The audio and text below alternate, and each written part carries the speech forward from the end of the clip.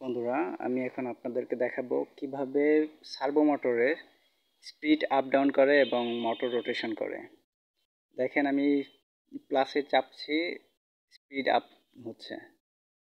এই মোটরে 40 পর্যন্ত হয়ে এস সিলেকশনের টিপ দিলেই ওই পর্যন্ত চলে যাবে, সিলেক্ট হয়ে থাকবে। আবার মাইনাসে চাপ দিলে কমবে, এবং 18তে দিলাম, আমি 18তে দেওয়ার পর এস সিলেকশনে দিয়ে সিলেক্ট করে দিলাম।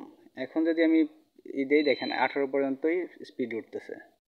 আবার যদি এটাকে 40 পর্যন্ত নিয়ে যাই, 40-এ যদি সিলেকশন রেখে দেই, এটা পাড়া দিলে, পেডাল দিলে 40 পর্যন্ত স্পিড উঠবে।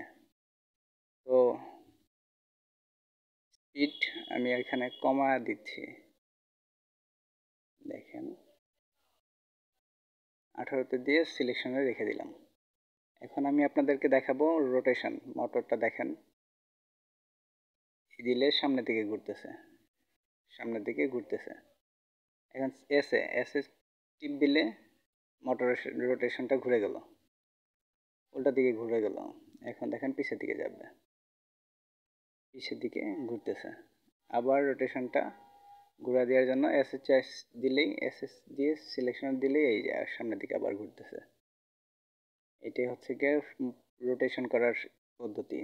এস দিয়ে সিলেকশন দিয়ে